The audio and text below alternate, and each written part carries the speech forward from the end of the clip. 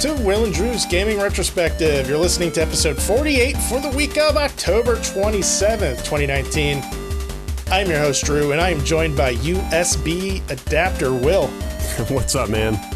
Dude, I always wait till like the absolute last moment to come up with one of those stupid names for you, and 85% of the time it's like really, really fucking stupid, and then 15% of the time is just kind of alright. But it's always based on whatever conversation we're having just before we go on the air. This is true, and I'm quite impressed, to say the least, because you do a pretty good job at kind of winging it. Well, I would say I do a terrible job of winging it, but thank you. Hey, man, it's better than what I would come up with. What would you come up with? And now I can introduce my co-host, Drew, Mr. Big Guy Drew. It would be something along the lines of that. It would be like Drew, blue t-shirt wearing Drew. Here we go. Let's go, everybody. How do you know? Be so bad. How do you know I'm wearing a blue t-shirt right now? I don't know. That's the thing. I would just guess. But I am. Are you really? I am. Yeah. I mean, it's like a blue gray, but yeah, it's got the Millennium Falcon on it with those like G.I. Joe stripes coming out of the back of it. Oh my word. You really are a big dork. I mean, I'm the co-host of a video game podcast. Doesn't really get much dorkier. I rest my case. Oh man, how the hell are you? Everything's good? I'm well, man. Yeah, no, I'm well. It's another week. Here we are. October is almost over. We have Halloween coming up tomorrow. I'm sure some of you folks out there might be taking your kids trick-or-treating. Maybe you're going trick-or-treating. If that's the case, I don't know what to say right now, but I will come up with something. This is actually a very interesting point. I mean, neither one of us are parents, but I know we do have some people that listen to the show that are parents. So I'm looking forward to hearing some of the feedback from the parents on this one. But at least where I live, we're expecting like torrential downpour for Halloween. And there's been discussion amongst like the local Facebook group about canceling Halloween and rescheduling it for Saturday when the weather is supposed to be nicer. Oh my God. I'm not surprised. How do you feel about that? I feel like it's very typical of our society today. Everything is stemmed and orchestrated around like the weather. And it's just kind of ridiculous in my opinion. Like sometimes you just kind of have to do whatever it is that you want to do with bad weather or not the weather that you're expecting. And, you know, it's just kind of how we operate as spoiled Connecticut, New Englander people. You know, like when we were kids, if it rained, you went out with your costume and an umbrella. And that was it. Like you fucking went trick-or-treating. You know, I honestly, like, I'm just not very surprised because I feel like we're in this, like I said, this state of being now and state of society where like we're going to think about rescheduling a holiday. I mean, it's crazy. But it doesn't surprise me. Like I just sit here like emotionless when I hear stuff like that because I'm like, I'm not fucking surprised. Like we already have a national holiday for like everything every day now. Every day I wake up, it's like, oh, it's National Shoelace Day. Make sure you tie your shoes. The fuck? And then the following day, it's like National Cheese Pizza Day. And then like, I just think, you know, when did these things happen? I don't remember any of these things existing. So obviously it's just kind of a new trend. Oh my God. How are you, man? I'm tired. I have been going through the majority of the day zombie-like. So let's see here. I worked Friday and we're recording on Wednesday. So I did my 5-day work week already and I've worked 52 hours during those 5 days. Woof. Yeah. And then I got 2 days off and then I have another 12-hour day and then I'm not scheduled for any overtime for a while. So it'll just be regular 8-hour shifts and I'm not planning on taking any overtime for the next week at the very least. I just need to kind of recover and I think I spread myself a little too thin and some of it was intentional and some of it was unintentional. You know, like I did sign up for a couple of the days, but one of the days was assigned to me kind of on short notice.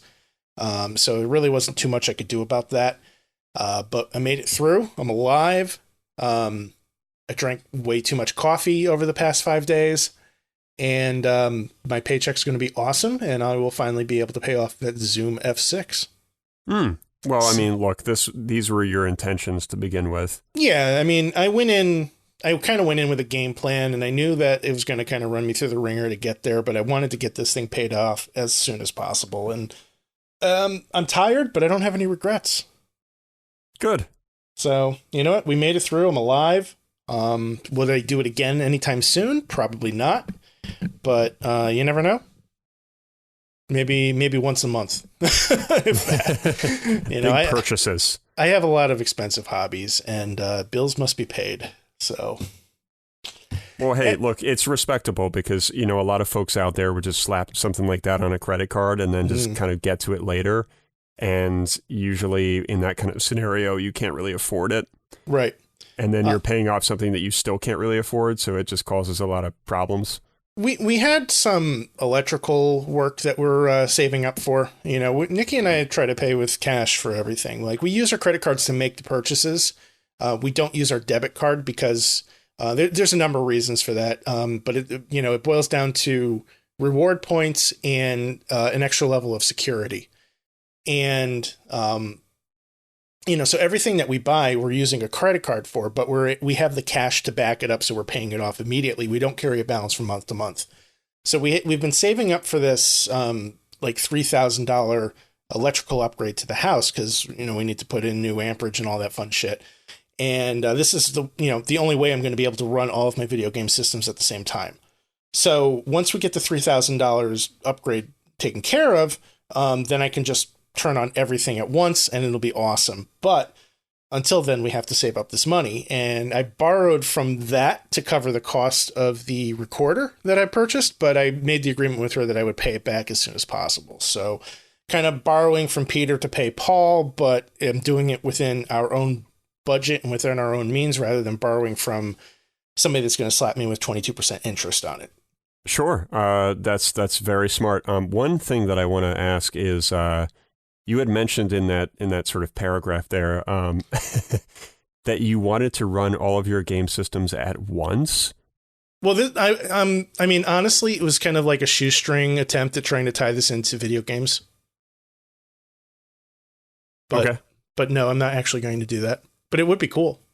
Yeah, I mean, basically we have a 100 amp service in the house, and if we ever want to put like a pool in the backyard, we need to upgrade the service. We just don't have the capacity right now. Actually, our electrical box downstairs is at capacity. We put in a bathroom fan, and that was like, okay, you're maxed out now. So if we're going to do anything, if we ever want to put in any more electrical outlets that don't already exist, we need to upgrade the electric. And plus, it's got some water dripping into it, so that's also not good. Yeah, that's not good. Yeah. But anyway, thank you, everybody, for joining us to the electrical USB overtime chat. I don't know. Yeah, we are Will and Drew's Gaming Retrospective. Hit us up on the web, www.wdgrpodcast.com. You can follow us on Facebook, Twitter, and Instagram at WDGRPodcast. Will, how can they find you? Will_gear. You can follow me at ScionStorm. What have you been playing, man? I've actually I've been playing Call of Duty Modern Warfare, which is a small little startup game. Just came out the other day. Yeah, some indie studio, right? Some indie studio, man. I think Activision, I want to say, might be behind it. Kind of a new company. I can't pull shit anymore. Obviously, huge title. I'm glad I picked it up. I'm having fun with it.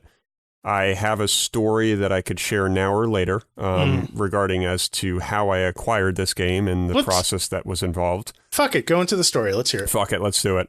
So I don't buy physical games. Let's start with that. I bought this as a physical game because usually with most Call of Duties, I buy physicals because I find that the newer ones since Black Ops 1 have let me down. And with that being said, obviously with a physical game, I can trade it in. And no, I'm not going to get my $63 back and all that stuff. We all know that, unless they try to sell it at full price, and that's not going to work anyway. So I buy the physical with the intentions of trading it if I don't like it. So far, I'm really enjoying it. I've only played I want to say 3 times. Might have even been, about 3 times now, I believe. Mm-hmm. And it's fun. Without kind of going into the details of the game quite yet, I bought the physical, and here's where things kind of went awry. So most of us know that when you buy a physical copy of a game, it installs just like you would with a digital download. And usually it's relatively quick, and you have to have the disc in the drive, of course, to run the game. Right. And, all that stuff was fine. And I guess when you install this game on PS4, it only installs like 10, just like north of 10 gigs worth of the game on your hard drive. Mm-hmm. And I was like, all right, like, whatever. I guess like maybe the rest comes with like a patch or an update or something like that. So I go ahead and I have to do this mandatory update, which I guess is version 1. I think it was like 1.04. Mm-hmm. And it was fucking massive. It was like 56 something gigs. And I was like, holy shit. And I was like, all right, whatever. Like, this is probably going to take like an hour. And it was going to take about 3 to 4 hours. And I have a really good connection now on Wi-Fi because I'm really close to my modem. So I was like, man, like, this just seems to be a while. Like, even for like this amount of gigs, like, 56, I'm pretty sure I've downloaded something close to that before, and it's never been that long. Right. I could be wrong on that, but I just don't ever remember it being that long of a wait time. So I was pretty upset about that because I acquired the game on a rainy Sunday. I wasn't going to go back out of the house because Sundays are just a shit show for like consuming anything. Mm-hmm. So I went back out. It was like in the afternoon. I drove up to like kind of this obscure GameStop that's over in Tolland. And I really love that GameStop because they're quiet. They're always dead. The parking lot's always dead. I swear to God, every single time I've gone in there, there's been no one in there ever but myself and like the one employee. So I don't know how that's possible because I've gone there quite a handful of times and it's always just me. And, obviously I'm not going to complain about that. I would love the world to have no one in it but myself when I'm shopping for things. It's not a selfish mindset at all. So no, not at all. I love to share.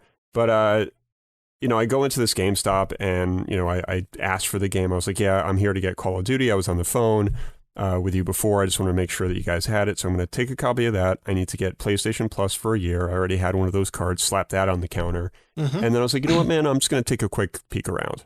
And I always do this because this particular GameStop usually always has like really good, like nice finds, right? And what I mean by finds is like they have a lot of GameStop now, as most of us may know if you still shop there, they now carry a lot more than just games. They carry paraphernalia, a lot of like figurines, collectibles, t-shirts, socks. Like it's really grown a lot. And some of the shit is just totally cheesy, but they do have some quality like action figures and collectible figures in there that I often will try to hunt down. And sure enough, as I sort of expected, they had 2 more of the, what's the fucking company name? No, I can't remember. It escapes me. But there's a certain company that makes these little Dark Souls figurines that are really high detail. They're kind of small, and they're just like basic, like little statues. They don't really have a lot of maneuverability. So I picked up those. It was a Black Knight. Let's see here. I'm trying to find out what company it is. Banpresto. Banpresto, okay. Yeah, so Banpresto. And I already own 2. I own something from Dark Souls 1 and Dark Souls 2, and then I saw a Black Knight statue, and that one was on clearance, and then the other one was like Oscar of Astoria or something like that from DS1. Mm-hmm. So immediately I'm like, I have to have these. There's only one of each. They have my name on it. One's on clearance. I just have to get them. So I grabbed those. Checked out. Of course, I got hit with the whole like, oh, you're a Power Up Rewards member and all this nonsense. So politely said no to that, drove back home in the rain. And that's when this process started of, uploading this update. And I was pissed, because I didn't really want to go out. I came back home. Next thing I know, like I've got to install this 3-hour thing, and you can't really do anything while that's happening. You can't play another game because it like pauses it. Yeah. You can't really do anything. You just literally have to sit there and watch it, go do something else, or just put it into rest mode, which apparently is supposed to speed it up a little bit, even though there's no real confirmation of that. So that's kind of what I did. And I think it just got to be too late because what happened is I had canceled it at one point and then I restarted it because apparently there was like a bug. There was a bug that people were talking about on the internet saying that like it gets stuck in this update, so you have to cancel and redo it. So I did that, and then of course it was still 3 hours. So that lost me like, I don't know, maybe another 15 minutes or so. So by the time it was all said and done, I didn't even get to play it the same day I fucking bought it because I was doing stuff with Lauren and had to make dinner and all this other shit. So I was not happy about that. And then the following morning, I woke up early, right before I had to start getting ready to get ready for work. And I go to check on it, and there's another update, and it's like version 1.05 now instead of 1.04, which I guess I already had. And I was able to confirm that update went through because I went into storage and I could see that the gigs were higher now on like the install size of the game. So I was like, all right, so at least 1.04 is done. Now it's time for this one. And it was like roughly the same size. And I was like so pissed about it that I was like, I don't even want to know how long this is going to take. I'm just going to put this in rest mode because I have to go to work. Right. So I finally got to play it when I got home the following day. So that was Monday. Okay. So when, just to kind of recap here, when did you purchase this game? What day? Sunday around 2:30 in the afternoon. So now we're more than 24 hours later, Monday evening. Granted, Monday evening. Now, granted, obviously I did have to work on Monday, but like, let's say I didn't, right? Let's say it was a holiday and bank was closed, whatever, right? So I still probably would have had to wait until like the afternoon, like maybe like noon, because if it was 3 hours like the first one, then obviously I would have been waiting until roughly, I don't know, 10, 11, 12 o'clock, somewhere in that region. So ridiculous. And then you found an article online along with some other ones that I found that apparently I was not the only one dealing with this nonsense. Yeah. And I'm a little bit new to it because most of the games that I buy now are digital. So I'm not used to buying like a brand new game physical and then now dealing with, I guess, something that's quite known to this series, that you have these hefty updates that come on day one. And what's even worse is you can't even play any portion of the game until this update is completely done. So I tried to like maybe dabble in the campaign or do something, and the only thing that you were able to do is something that we did fucking 10, 15 years ago, which is do like a LAN party experience. And I was like, really?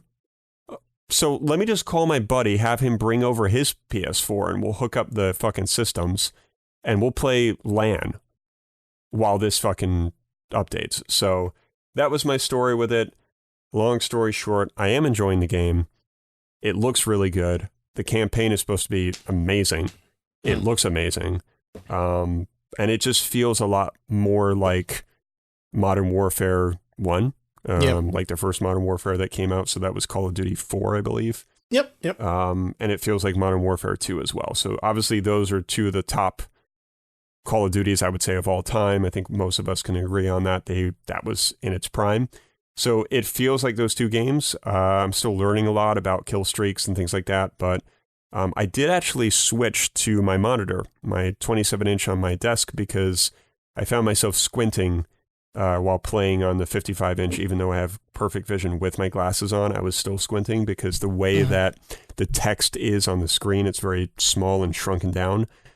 Plus, playing any kind of shooter is better on a monitor when you're close up because you have a better field of views. And I usually will shrink the HUD in on the safe area so that way my eyes travel less to look at the radar and stuff like that. So I'm enjoying that, and I was able to test that out last night. So very cool. So that's my Call of Duty experience. I mean, obviously the first part of it sucked, but you know, it's now been worth it because it has been treating me well. Sorry you went through all that. I mean, this kind of opens up like a whole can of worms for us because, it's a conversation that we've had before where you're kind of dealing with whether or not to buy physical games or digital games. And, this is where one of those rare instances where I'm not sure if buying digital would have made a huge difference because of some of the server issues that were reported. And apparently, like, it wasn't just PlayStation users, like even like PC users were having some trouble. All that said, the PlayStation 4 historically has been kind of clunky with downloads in general. And I've experienced it with downloading updates for games where, I'll throw in a disc and it'll be a game that's, a year old, so the servers aren't like active or anything like that. Mm-hmm. And like, it'll take me hours and hours and hours to download the update. And, it's just kind of gotten to the point now where, like, if I buy a PlayStation game, like, I'm probably not going to play it the same day I got it. Now, I've done this on Wi-Fi and wireless, so I know it's not just like being on Wi-Fi that's the issue, because when I was living at my apartment, my PlayStation was hardwired. Mm-hmm. So, like, I don't think it's not an internet thing. Like, I think it's part of the issue is the PlayStation. And even like thinking back to like the PS3, like, if I had a system update, forget it. It'd take forever. Yeah. It's just nuts. Honestly, I really haven't experienced anything like this to my recollection as of recently with PS4. I think you're right that digital sometimes can be a while, so it's not always a physical issue. PS4 does seem to be notorious for having some of these issues as well. Tom did not apparently experience what I went through. He got this game preloaded on Xbox One, so I guess he must have had some kind of different experience because it was preloaded, it was digital, and knowing Tom, since he has such an early bedtime, he probably had the Xbox in some kind of rest mode. So all of that shit was probably happening while he was, in REM state. And, I mean, the way the Xbox is set up these days, like, you could literally purchase a game on your phone and it'll start installing, and you could be like at work when it starts doing it, as long as you have the Xbox in that like semi powered on state, the rest mode. They will shoot games right over to you. And like, I have a Games Pass app on my phone, and I can like literally go in here right now and download a game to my Xbox, and it happens pretty quick. It even tells me when it's done downloading. It'll tell me when the game is ready to play and when it's done downloading. It's crazy. Yeah, no, I mean, look, a lot of these systems... In fact, I just set a game to download just now. It's called After Party. I saw a video about it yesterday. It looked fun. It's downloading as we speak.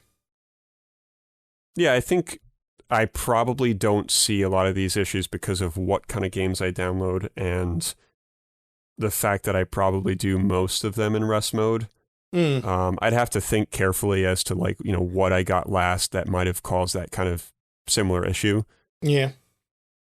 Well, but, I would say maybe Sekiro was probably the biggest download you've had in a while. I don't know. Again, I'd have to think about it. I know I definitely, that was digital. The amount of gigs, I think it's only like 20 or 30. It's actually not a very big file.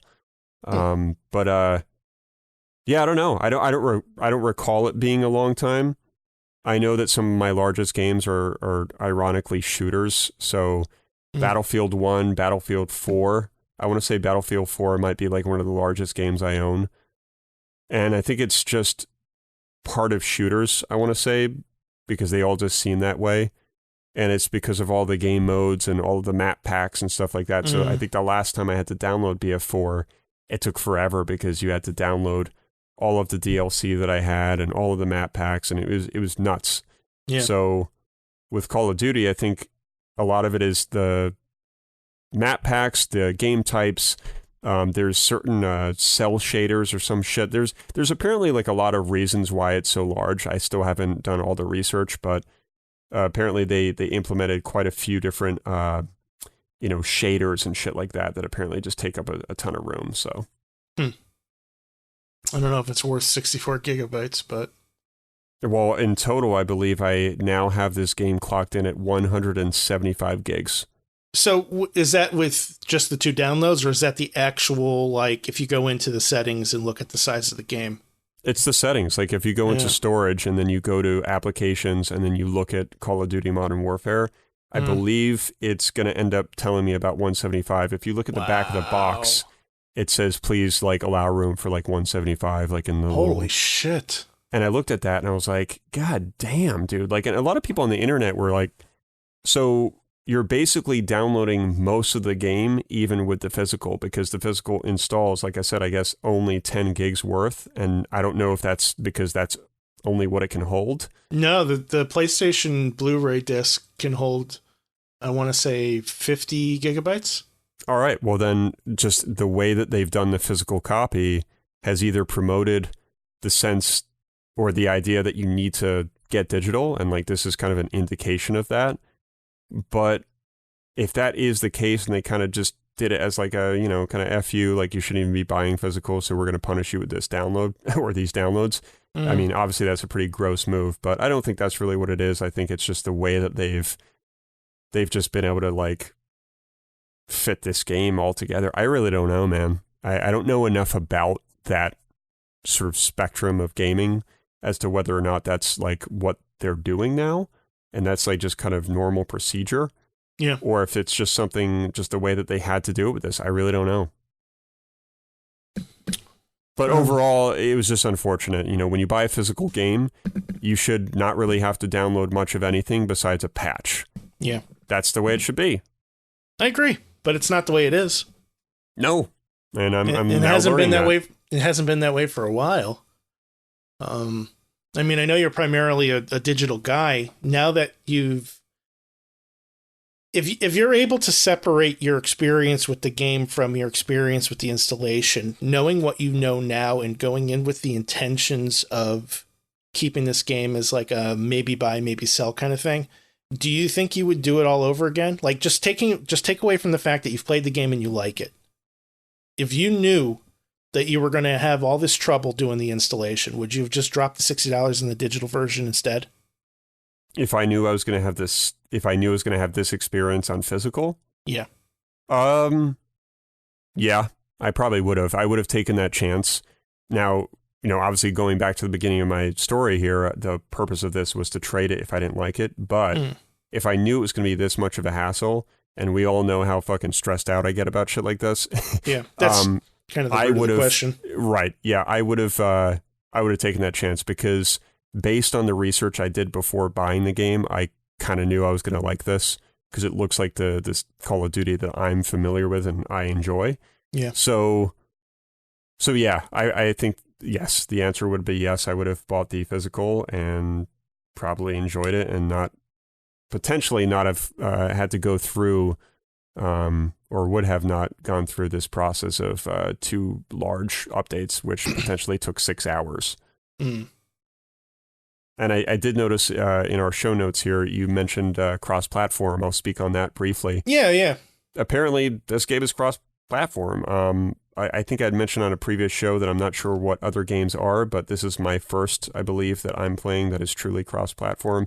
I don't know if it works for PC players as well, but I do know that I can play with Tom and his brother who were playing on Xbox, and I did on Monday, I believe. And I did have some issues speaking with them over the mic because you have to go into settings and go into like account information and kind of do a deep dive to get to the right setting to enable cross-party chat. Or cross-platform chat. So we didn't have that enabled that evening, so I couldn't speak to them. But yeah, I mean, everything seemed to work flawlessly. There was no lag. There was no issues that I could see with playing with them. So it seems pretty legitimate. I mean, you can play with somebody on a different system, and I thought that we would never see that happen, at least for a while. But I think this is my first real experience of it. To the best of my knowledge, this is the most expensive, or not the most expensive, the biggest game launch that has done cross-platform. Okay. I don't believe there's been a larger release as of yet that has done cross-platform. So what are some other games that are new, like recent games that have done cross-platform? Let's take a look. Well, you got like Fortnite, Rocket League. Those are the 2 big ones that come to mind. Let's see. I'm looking at a Wikipedia article.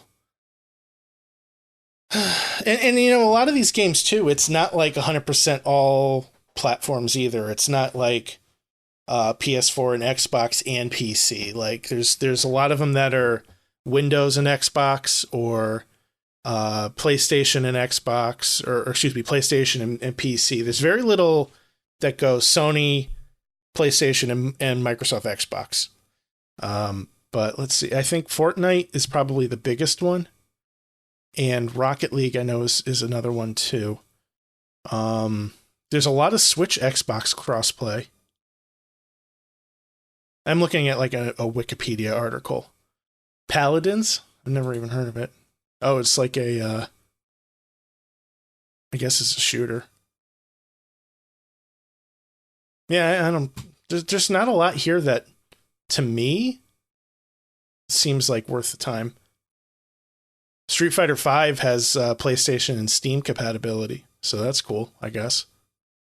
Okay. Can you confirm if Modern Warfare has cross-platform with PC and Xbox?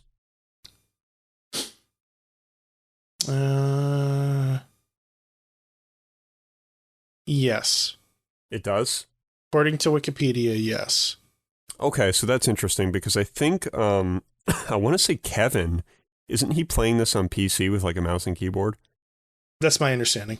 I think he mentioned something about that. So if that's the case, my question would be, can console players play with a mouse and keyboard as well? Well, the system is going to need to support it. So, for example, I know,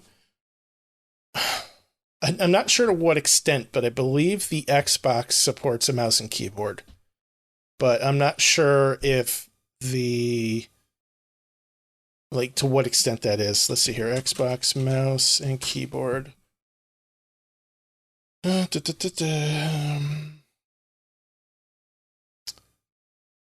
Wired USB mice will work in select games and apps that have enabled mouse navigation. So the Xbox supports the hardware. It's up to the game to support the hardware at that point. As far as the PlayStation goes, let's see here. PS4 keyboard and mouse. Use keyboard and mouse with PS4. Allegedly, the PlayStation supports it as well. So the systems support the hardware. So now it's on the game. Okay. So just because PS4, the only reason I ask is because it would be nice to have the same advantage as somebody like Kevin, because I'm with Kevin. I think a mouse and keyboard, you can't beat that. I'm one of those people that if I had the capability of having a gaming PC with a mouse and keyboard, I would probably play all of my shooters that way. Because you just can't beat that precision. Yeah, it really is the way to go. Allegedly, Eurogamer is saying that it does support it, so I would say try it. Okay.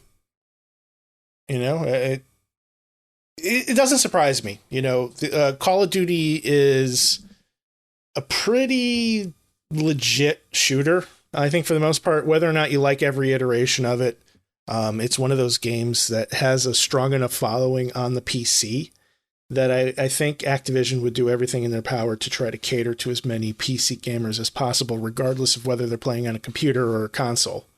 So it doesn't surprise me that they would endeavor to support a mouse and keyboard on a console. Yeah, I mean, it would just, the only reason, again, that I would ask is because I think it would be nice to have that same advantage, because if there are people like Kevin and I'm sitting with a PS4 controller, he's probably going to smoke me, potentially. So I think it would be cool if we had that same capability. If not, then I don't know what's going to happen, but I feel like that could cause some issues with the game where people are going to start bitching. Right. Because if they find out that that's possible, and I guarantee there's hundreds and thousands of people that probably don't even realize yet that that's what could be happening as to why they're getting like lit up. Because if they're going to get lit up and they don't realize that, and then they find out, they're going to be like, oh, fuck this, dude. Like, this is unfair. And you're going to get trade-ins. You're going to get people trying to get mouses and keyboards or mice and keyboards. So I just want to know, you know. Yeah. I've read multiple articles now, both online and on Reddit, and you can use a mouse and keyboard with your console. Okay, cool. So I would plug them in and give it a shot and see how it goes. Yeah, I mean, I don't even have anything because I have a wireless Mac mouse and a wireless Mac keyboard, so that's not going to be fucking compatible at all. Swing by your Goodwill and get like a crusty old Dell keyboard. Yeah, and just get like a little air duster to blow out all the boogers and crumbs. Dude, you're going to need a fucking like Lysol bucket. Lysol bucket and like a shop vac. Yeah. So there's a possibility that my PlayStation 4 might be fried. I'm not entirely sure. I haven't had an opportunity to dig it out, but I went to turn it on the other day, and it's been sitting for a little while. I haven't turned it on in a couple months. Didn't turn on. Okay. I unplugged it from the back. I replugged it back in. It still didn't turn on. So there's one of two possibilities. Either it's dead, or the cats might have stepped on the plug behind the TV and maybe knocked the plug loose or something. I'm hoping it's the second one. My entertainment center is kind of a pain in the ass to get behind, so I haven't really had an opportunity to climb back there and start messing with wires. But that's my next step. And then if it doesn't turn on after that, then I don't know what I'm going to do, man. I don't have a PlayStation Plus subscription, so I don't believe any of my saves are in the cloud. And I have a lot of time in a lot of games, and if I lose that time in those games are going to be abandoned. Yeah, I mean, you have Horizon Zero Dawn. I'm pushing 100 hours in that game. Yeah, that's a major concern, because if your hard drive, like you said, if that's in danger, then yeah, that's... I mean, I don't know if it's possible to extract the saves off of the hard drive without actually putting it back into another PlayStation. So if anybody's listening and they have the answer on that, please let me know. Maybe there's some kind of like a file system I can go into through like Windows Explorer, or, even if I got to go into command prompts, I could do that and just kind of copy those saves onto a USB drive or something, so that if I do get a new PlayStation, I could just, easily transfer them over. Mm-hmm. But, yeah, I don't know. I don't know what I'm going to do. Like, I was thinking to myself, oh man, I haven't played Spider-Man in a while. I'm about 75-80% of the way through. Yeah, maybe I should just fire that up for a little while and see if I could just knock that out. So I hooked up my HDMI cable was disconnected because I was using it for my Switch for a little while, and then, I fixed that wiring situation. So I hooked it up and I hooked it back up to the PlayStation 4. You go to turn the PS4 on, doesn't turn on. Press the controller button, doesn't turn on. Like, what the fuck? Yeah, it's a tough one, man. I mean, there's so many different ways to troubleshoot that kind of issue. The only way that you're going to be able to figure this out is like, just pull everything out, unplug it all, take all the cords out, and just kind of get it out of there and test it on like another outlet, and, kind of, make it portable for like, 5-10 minutes. Yeah, I mean, I have another TV in the house that's easily accessible, so I could just bring it into the other room and plug it in. I just have to get the system out of the entertainment center to do that. Mm-hmm. But it's just I don't know, like at this point, like if that system's no good, like then I'm moving on to a Pro. I'm not going to get another base model. Oh God, no! I don't even know if they really. Well, no, they do. They do. I was just going to correct myself. You would have to get like that slim, right? Which just does seem kind of pointless at this point in time. Well, I have a 65-inch 4K TV. So, like, the PlayStation 4 that I have now looks great on it, but why not buy the Pro? Mm-hmm. Like, it would be like when I bought replaced my Xbox a few months back. Like I didn't buy an Xbox One S. I bought an X. I upgraded. It would have been foolish for me not to. Nowadays, it's just better to be future-proof. Mm-hmm. I don't regret not buying a 4K TV at the time that I bought my 55, because 4K was like literally like brand new. Oh, yeah. And nowadays, like, you don't really need 4K yet, because the 4K market in terms of, the 4K Ultra DVDs and the technology with what's going on with it, with games and monitors. It's not quite there yet. I mean, it's good. It's really good, but I'm not in any kind of rush to be gaming in 4K really quite yet. But if you have it, take advantage of it, because it definitely does look sweet. Yeah, I mean, the pricing on a lot of the 4K stuff is pretty reasonable at this point. So I would say, if you had a decent bonus and you decide you wanted to treat yourself, you could spend under $1,000 and get a 65-inch 4K TV that's going to knock your socks off. And if you hook your PlayStation up to it, even without it being a Pro, you will see a difference. I promise you. But I mean, I wouldn't go out of my way to buy it if you didn't have a need for it, Right. We moved into this house and we had a 46-inch TV that we were using, and we were sitting, 20 feet away from the television, and I fucking couldn't read what was on the screen. Yeah. It was time to upgrade. Yep. So I'm playing a video game, and I'm not sitting on my sofa. I'm literally sitting on a chair in front of the TV. Like I'm 12. And I'm like, Mom, can you get me some Doritos? I can't get up. I can't get to a save. Yep, that's it. That's it, dude. But yeah. What else do we have here? Well, so aside from the PlayStation 4 fiasco, I've been playing a little bit of Dead Cells. I haven't really done a lot of gaming this week, but Dead Cells is a really good game to just kind of pick up and play when you only have 10 minutes. It's you just jump in, you start hacking and slashing shit, and you get as far as you can, and then either you're dead or you save. Because every time you die, it kicks you back to the very, very beginning, and you lose some of what you've picked up, but not all of it. So you kind of your goal is to kind of just continually just get further and further into the game, where you can kind of cash in everything that you've picked up along the way. If you die, you lose it all, but there's buffs that you can purchase so that you don't lose everything. Kind of little by little, your character kind of becomes stronger and stronger and stronger. It's fun. I'm really enjoying it. I kind of wish I had it on Switch. I think if I can grab it on sale again, I've seen it as low as $20. So I'm kind of waiting for that to come around again. If I can get a physical copy for $20 or less, I think I will. That's cool.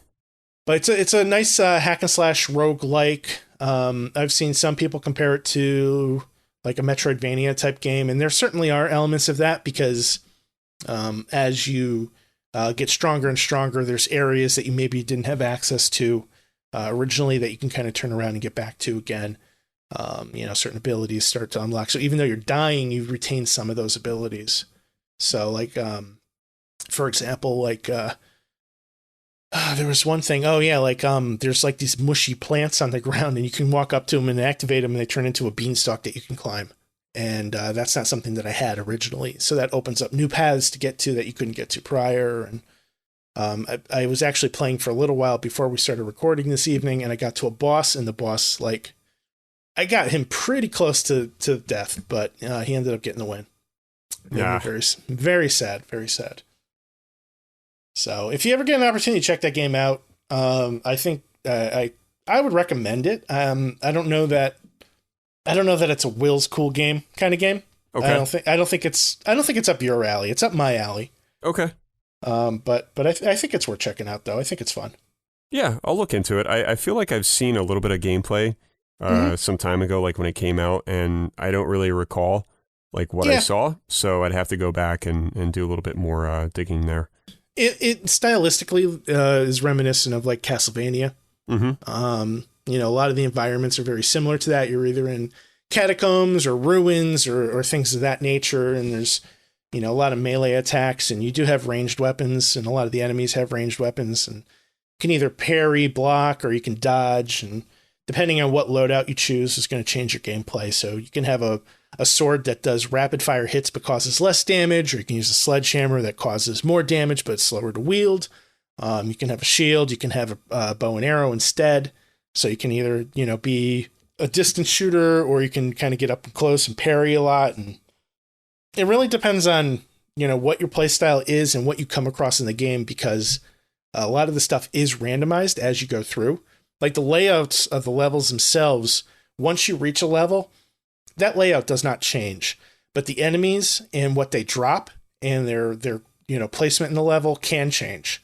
So it keeps it a little fresh. Like you start to learn where you're at and kind of go through the same areas. And there's a little bit of a speed run element to it too, because there's certain doors that if you can get to them within a certain time frame, they'll unlock for you. And the game has a persistent clock as you're playing. So if I can make it to a certain door within 2 minutes, then I can unlock that door.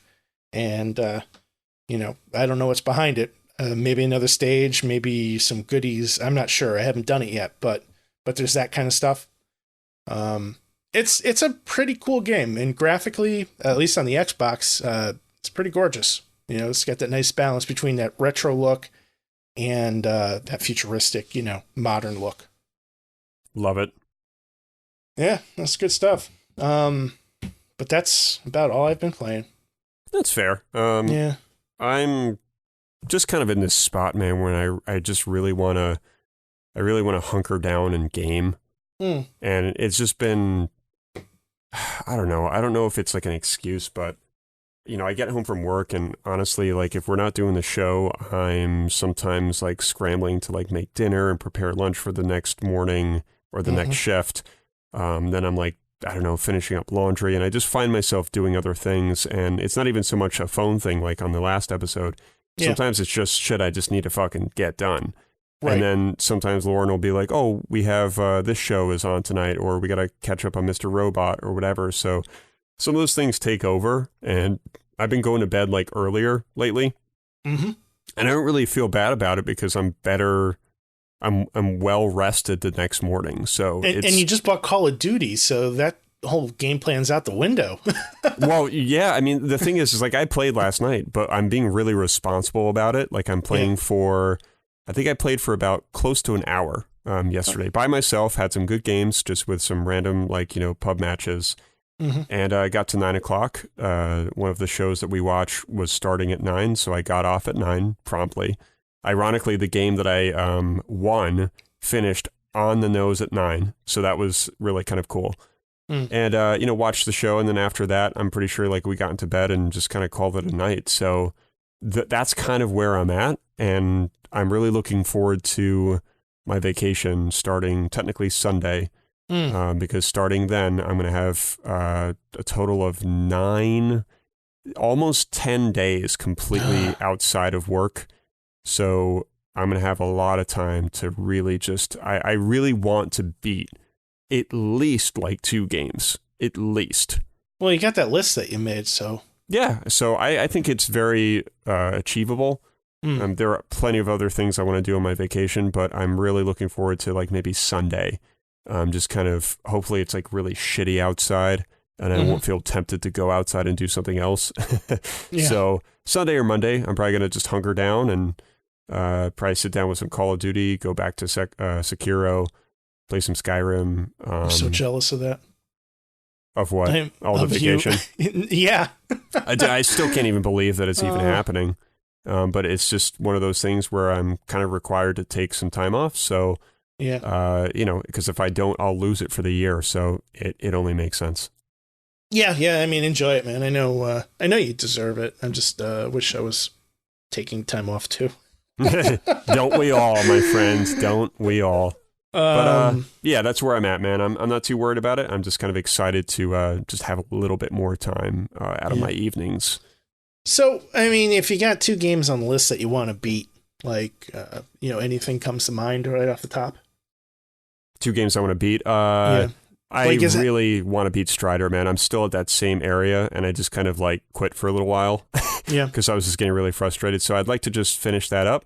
That'll take me, if I can get past that area, it'll probably take me it could take about an hour, because the last boss, I haven't even fought him yet. And I know he's going to be quite challenging. So given the amount of times I'm probably going to die throughout all of this, it's going to be at least an hour. It could even be 2 hours for me to just get through all of it. So let's say 1 to 2 hours to beat that. And then I'd like to, I should really go back to Vanquish if I want to be super strict with playing games in order. in terms of length and how far into the game I am. So it should really be Vanquish. So I would say Strider, Vanquish, and then if I can get back to Sekiro and start hammering into that, then I might be able to beat that or get close to beating it by the end of my vacation. I like it. Yeah, so that's I think it's a realistic plan. If I were to, sit here and say, oh, I'm going to beat all of Skyrim's DLC, and then I'm going to get over to Red Dead 2 and beat that. I'm just fucking dreaming. It's not going to happen.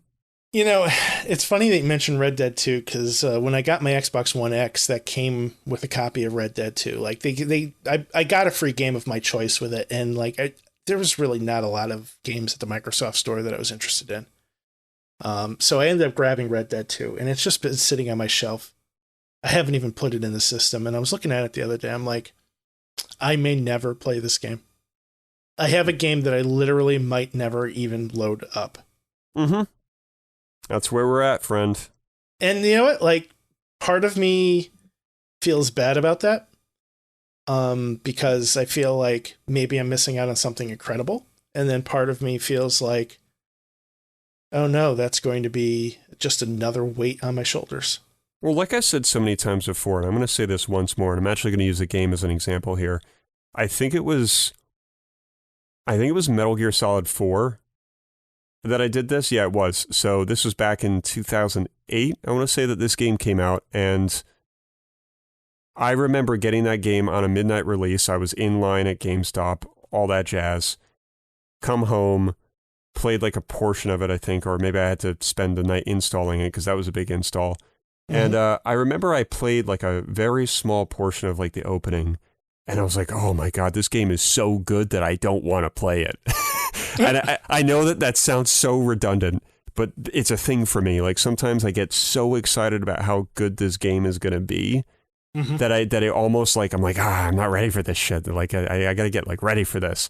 So that's what happened with MGS4. And then I remember it didn't get played for a little while. Obviously that was a long time ago, so I don't remember how long it didn't get played for. But I remember when I felt ready to go and play it, it was fucking remarkable. It was almost worth not playing it just so I can kind of hype myself up and be all right, I'm ready to dive in because this game's going to take me a while to really beat. So with a game like Red Dead 2 and Witcher and any of those kind of big games, I think sometimes it's worth playing a portion to kind of see all right, let me test the waters here. Let me see how this game tastes. And then if you know that it's going to be a big meal, then starve yourself until you can have that big meal. Right. I think if I do end up making it into that game, I'm going to need to have a clean slate. Yeah, that's nothing else, You have to be in the right mindset, man. I hate trying to start games like that because when you have other games that you are currently playing, if there's too much on the back burner and there's too much on your current log, it's very difficult starting something so sizable. It's one thing if you're playing Skyrim and Sekiro, and then you're trying to finish up a small game on the side. That's something that I feel is a little bit more justifiable and more practical. If I were to start Red Dead 2 now, it would be cool, but I would be overwhelmed knowing that I'm not taking care of my other chores. That's kind of the way I see it. It's it's when you have shit to do. It's if you have to mow the lawn or do your laundry and then you go and do something you're not supposed to do. It's the same feeling I get when I start a game that is too in-depth and too large. I get that same feeling fuck, man, I got to put that laundry away. Yeah.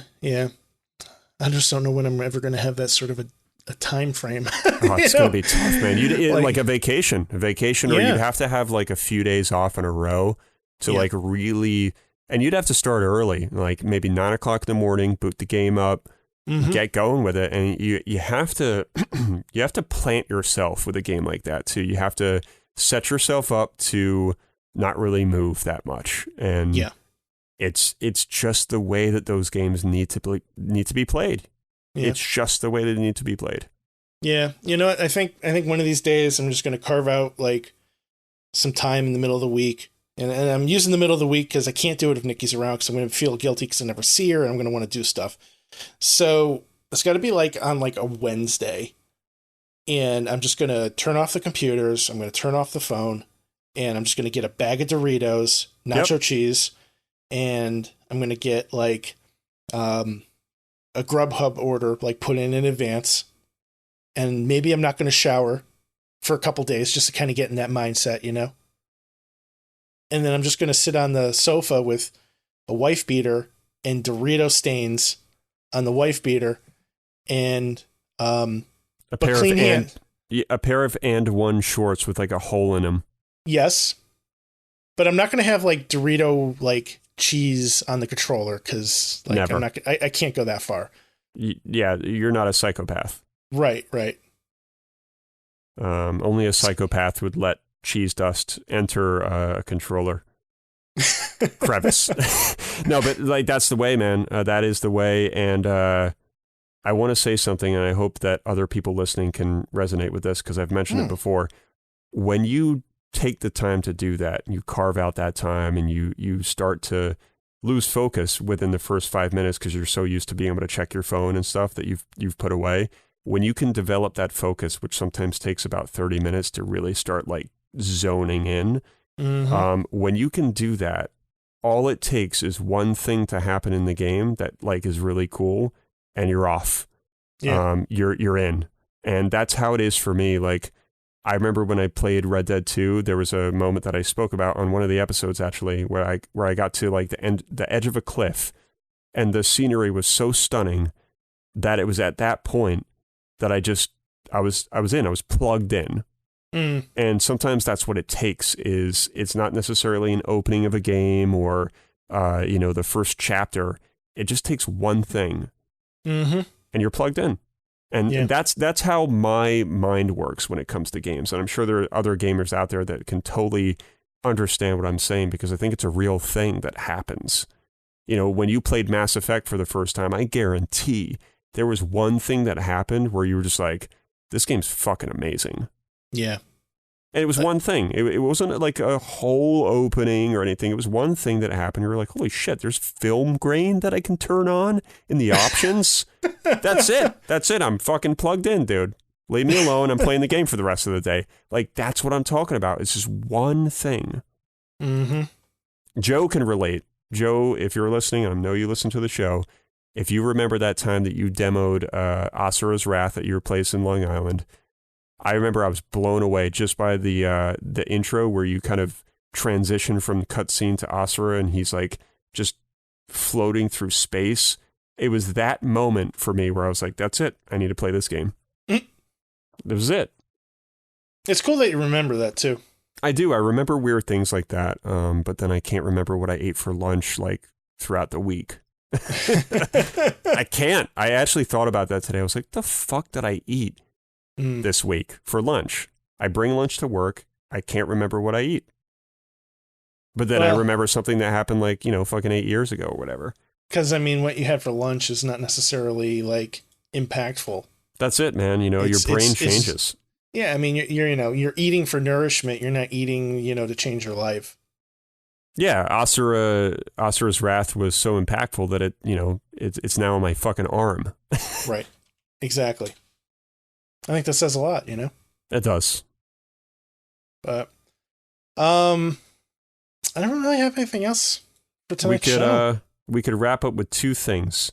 Why don't you tell us what's going on with your beard? And then we'll wrap up with the mailbag. Well, I was thinking we could save the mailbag for next week, because we're recording on a short turnaround for the next episode, and Puxer's question is a pretty good one, and I think we can kind of go in depth on that. Fair enough. So let's hold on to that one. But the beard, so everybody's familiar with the razor that I bought last week, the Philips One Blade. Well, it has been just one disappointment after another.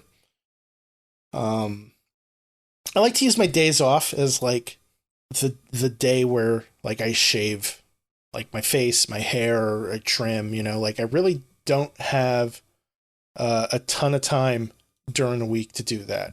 So it's kind of like my pamper, day, right? And, last week I accidentally shaved off my luxurious beard. I use this new razor to bring it down to a goatee. And then over the course of the week, my facial hair tends to grow pretty fast, so it started to fill back in again. So when I looked at myself in the mirror this morning, I'm like, you know what? I think I'm going to try to match the length of my stubble to the length of the goatee. Because the goatee was a little bit fuller than the stubble. I was trying to kind of get that nice blend. And I still don't fucking know how to use this razor properly, because apparently setting number 2 is too fucking low. And I took off like almost everything again. So now not only do I not have a beard, but I also don't have a goatee anymore. I just have like this like sandpaper grit on my face in the loose shape of a beard. Weird. What a weirdo. You're going to have to like do a IRL pic in our little IRL pics room. If you're brave enough to do so, because I think some of us may want to see this this grit covered face. Like, I feel like if you were to take my face to like a piece of wood, like I could smooth it out to whatever shape you need. Jesus, I know there are different like levels and grades of sandpaper. What grade of sandpaper is your face? I would say, I'm feeling it. Depends on whether or not you're using like the chin or the cheek. But the chin is probably a fine. The cheek is probably a medium. Okay. So if we got kind of a rough spot on the balcony, we're going to want to use your cheek. Right. Okay. But then you'll finish it with the chin. Yeah, just buff it out a little bit. Right. Okay. So, well, that sucks. Yeah. I mean, by the time I see you next, it'll be much more full. But as of right now, I 100% look like a child molester. Okay.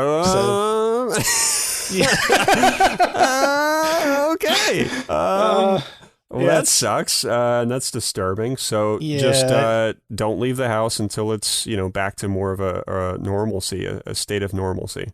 I'm really hoping that by the time I have to go back to work on Friday, it's significantly better because right now, I'm just not feeling it. Yeah, dude, it's so weird how like facial hair like really can change your looks and can make you look really creepy depending on what's going on. And it's crazy to think that some of us, when we go clean shaven, we look like either a psychopath or just somebody from like maybe a business meeting from like 1991. Because no one's really clean shaven anymore. No. And then do you also get those people that are clean shaven that like really pull it off well? And they're like, they still look their age. It's like, how do you do that? Like, maybe you just have to look like Thor. You have to look like Brad Pitt. Like, if you look like Brad Pitt and you go clean shaven, you're fine. Yeah. You're fine. You don't look any younger. I think if you are clean shaven the majority of your adulthood, eventually what happens is the sun and the weather and the act of using a razor on your face on a daily basis kind of gives you all these like age spots, wrinkles or little scars or whatever that those of us that have beards do not normally have, because my face, the majority of my face is behind this protective shield that's impenetrable. Bulletproof, you say? It's kind of like having a rug on a hardwood floor.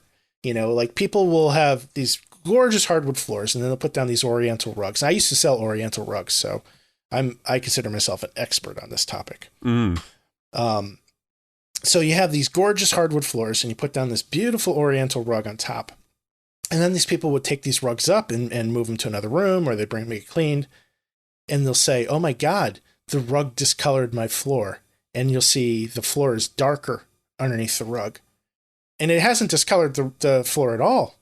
It's protected the floor. And what you're seeing is the color of the floor 10 years ago, 20 years ago, when you put that rug down. And it hasn't moved since. Everything else around it has faded. It's really no different than if you had a, let's say, a printer on your desk.